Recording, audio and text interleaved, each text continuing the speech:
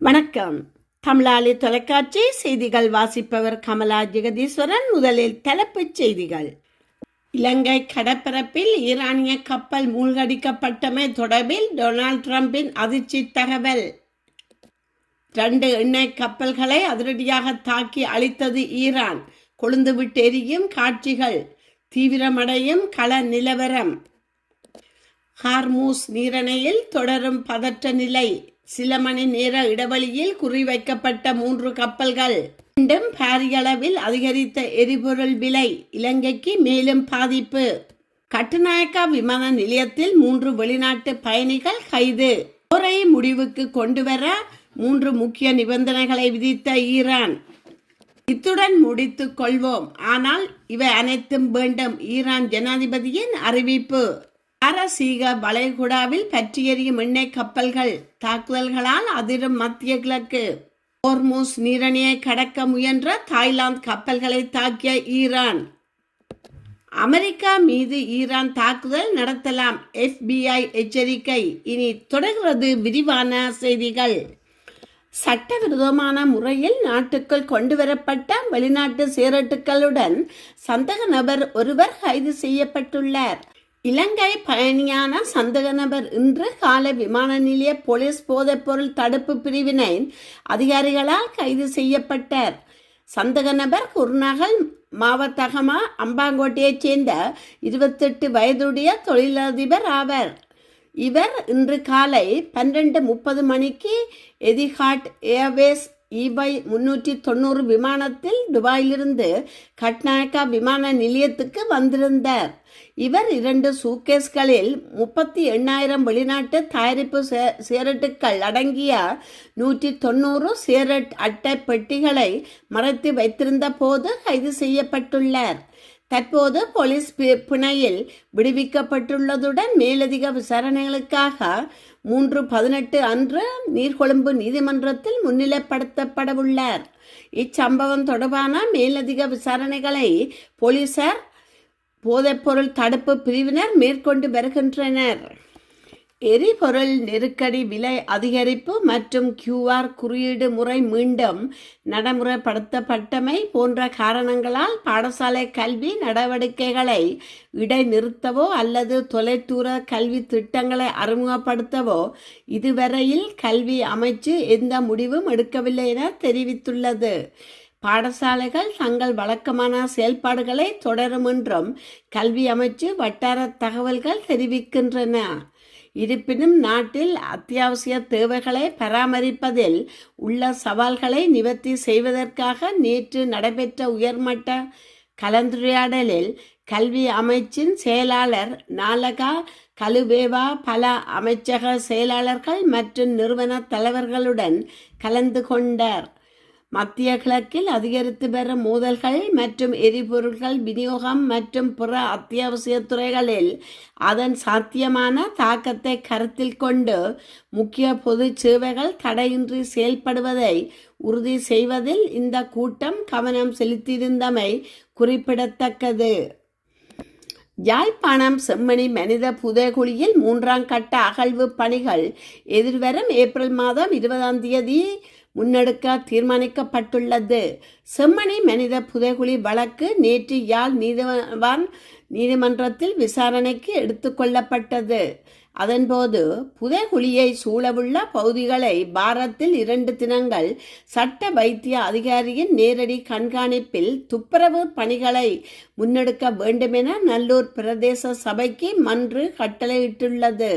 அத்துடன் புதைகுழி பகுதியில் அகழ்வு பணிகள் ஈடுபடுபவர்களுக்காக மற்றும் பொருட்களை வைப்பதற்காக அமைக்கப்பட்டிருந்த தற்காலிக கொட்டகைகள் டித்வா புயல் அதனைத் தொடர்ந்து யாழில் பெய்த பருவமழை காரணமாக சேதமடைந்துள்ளன.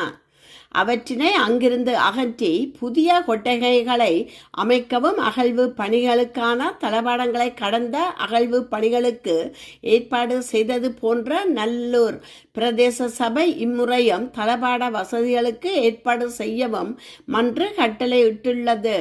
புதைகுழி பகுதிகளுக்கு நேரில் சென்று கள தரிசிப்பை மேற்கொள்வது என்றும் மன்றில் தீர்மானிக்கப்பட்டதற்கமைய நீதிவான் எஸ் லெனின்குமார், சட்ட வைத்திய அதிகாரி எஸ் பிரணவன், சட்டத்தரணிகளான நிரஞ்சன், ரணிதா, நல்லூர் பிரதேச சபை செயலாளர் உள்ளிட்டோர் நேரில் சென்று புதைகுழியை பார்வையிட்டனர். இந்நிலையில் புதைகுழியில் தற்போது நீர் தேங்கி நிற்பதால் எதிர்வரும் 28ஆம் தேதி சட்ட வைத்திய அதிகாரியின் நேரடி கண்காணிப்பில் நீரினை வெளியேற்று நடவடிக்கைகளை முன்னெடுப்பது என்றும் ஏப்ரல் மாதம் 8ஆம் தேதி குறித்த வழக்கு நீதிமன்றில் எடுக்கப்படும் எனவும் ஏப்ரல் 20ஆம் தேதி 3ஆம் கட்ட அகழ்வு பணிகளை முன்னெடுப்பது எனவும் திகதிகள் இடப்பட்டுள்ளன. யாழ்ப்பாணம் செம்மணி மனித புதைகுழியில் 3ஆம் கட்ட அகழ்வு பணிகள் எதிர்வரும் ஏப்ரல் மாதம் 20ஆம் தேதி முன்னெடுக்க தீர்மானிக்கப்பட்டுள்ளது. செம்மணி மனித புதைகுழி வழக்கு நேற்று யாழ் நீதிமன்றத்தில் விசாரணைக்கு எடுத்துக்கொள்ளப்பட்டது. அதன்போது புதைகுழியை சூழவுள்ள பகுதிகளை வாரத்தில் 2 தினங்கள் சட்ட வைத்திய அதிகாரியின் நேரடி கண்காணிப்பில் துப்புரவு பணிகளை முன்னெடுக்க வேண்டுமென நல்லூர் பிரதேச சபைக்கு மன்று கட்டளையிட்டுள்ளது. அத்துடன் புதைகுழி பகுதியில் அகழ்வு பணிகள் ஈடுபடுபவர்களுக்காக மற்றும் பொருட்களை வைப்பதற்காக அமைக்கப்பட்டிருந்த தற்காலிக கொட்டகைகள் டித்வா புயல் அதனைத் தொடர்ந்து யாழில் பெய்த பருவமழை காரணமாக சேதமடைந்துள்ளன. அவற்றினை அங்கிருந்து அகற்றி புதிய கொட்டகைகளை அமைக்கவும் அகழ்வு பணிகளுக்கான தளபாடங்களை கடந்த அகழ்வு பணிகளுக்கு ஏற்பாடு செய்தது போன்ற நல்லூர் பிரதேச சபை இம்முறையும் தளபாட வசதிகளுக்கு ஏற்பாடு செய்யவும் மன்று கட்டளையிட்டுள்ளது. புதைகுழி பகுதிகளுக்கு நேரில் சென்று கள தரிசிப்பை மேற்கொள்வது என்றும் மன்றில் தீர்மானிக்கப்பட்டதற்கமைய நீதிவான் எஸ் லெனின்குமார், சட்ட வைத்திய அதிகாரி எஸ் பிரணவன், சட்டத்தரணிகளான நிரஞ்சன், ரணிதா, நல்லூர் பிரதேச சபை செயலாளர் உள்ளிட்டோர் நேரில் சென்று புதைகுழியை பார்வையிட்டனர். இந்நிலையில் புதைகுழியில் தற்போது நீர் தேங்கி நிற்பதால் எதிர்வரும் 28ஆம் தேதி சட்ட வைத்திய அதிகாரியின் நேரடி கண்காணிப்பில் நீரினை வெளியேற்று நடவடிக்கைகளை முன்னெடுப்பது என்றும் ஏப்ரல் மாதம் 8ஆம் தேதி குறித்த வழக்கு நீதிமன்றில் எடுக்கப்படும் எனவும் ஏப்ரல் 20ஆம் தேதி 3ஆம் கட்ட அகழ்வு பணிகளை முன்னெடுப்பது எனவும் திகதிகள் இடப்பட்டுள்ளன. அமெரிக்கா இஸ்ரேலிய இராணுவ நடவடிக்கை தொடங்கியதிலிருந்து ஈரானில் 3.2 மில்லியனுக்கும் அதிகமான மக்கள் இடம்பெயர்ந்துள்ளதாக தெரிவிக்கப்படுகின்றது. இந்த தகவலை ஐக்கிய நாடுகளின் அகதிகளுக்கான உயர்ஸ்தானிகரகம் தெரிவித்துள்ளது. இந்த இடம்பெயர்வு 6 லட்சம் முதல் 1 மில்லியன் ஈரானிய குடும்பங்களை பாதித்துள்ளதாக சுட்டிக்காட்டப்பட்டுள்ளது. மோதல் காரணமாக பாதுகாப்பு தேடி தெஹ்ரான் மற்றும் முக்கிய நகரங்களில் இருந்து தப்பிச் செல்லும் மக்கள் நாட்டின் வடக்கு மற்றும் கிராமப்புறங்களுக்கு நகர்ந்து செல்கின்றனர். அமெரிக்கா மற்றும் இஸ்ரேலிய படைகள் ஈரானின் தலைவர்களையும் அணுசக்தி உட்கட்டமைப்பையும் குறிவைத்து தாக்குதல்கள் நடத்துகின்றன. போர் காரணமாக பாடசாலைகள் மற்றும் வைத்தியசாலைகள் உட்பட ஆயிரக்கணக்கான பொது தளங்கள் பாதிக்கப்பட்டுள்ளதாக ஈரானிய அரசாங்கம் கூறுகிறது. மேலும் தாக்குதல்களில் தற்போது 1300க்கும் மேற்பட்டோர் உயிரிழந்துள்ளதாக ஈரானிய சுகாதார அமைச்சின் தரவுகள் தெரிவிக்கின்றன.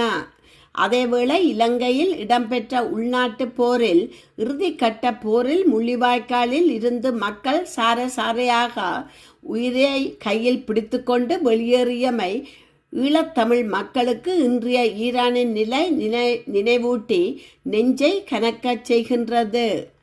போரில் கொல்லப்பட்ட ஈரானின் முன்னாள் அதி உயர் தலைவர் அயத்துல்லா அலி கமேனி தனது மகன் தனக்கு பதிலாக பதவி ஏற்பது குறித்து தயக்கங்களை கொண்டிருந்ததாக அமெரிக்காவின் புதிய உளவு தகவல்கள் தெரிவிக்கின்றன.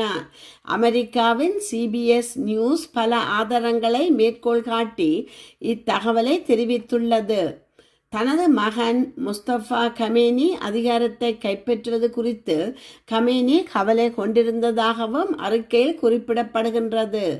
முஸ்தபா அதிக புத்திசாலி இல்லை என்றும் தலைவராக இருப்பதற்கு தகுதியற்றவர் என்றும் அவர் கருதப்பட்டதே இதற்கு காரணம் என தெரிவிக்கப்படுகின்றது. மறைந்த அதி உயர் தலைவர் தனது மகனிடம் தனிப்பட்ட வாழ்க்கையில் பிரச்சனைகள் இருப்பதை அறிந்திருந்தார் என்றும் தகவல் தெரிவிக்கின்றன. இத்தகவல்கள் ஏற்கனவே அமெரிக்க ஜனாதிபதி டொனால்ட் ட்ரம்ப் மற்றும் அவரை சார்ந்த ஒரு சிறிய வட்டத்திற்கு பகிரங்கப்பட்டுள்ளதாக CBS தெரிவித்துள்ளது. அதேவேளை 56 வயதான அயத்துல்லா முஸ்தபா கமேனி கடந்த வார இறுதியில் ஈரானின் புதிய அதி உயர் தலைவராக தேர்ந்தெடுக்கப்பட்டார் என்பது குறிப்பிடத்தக்கது.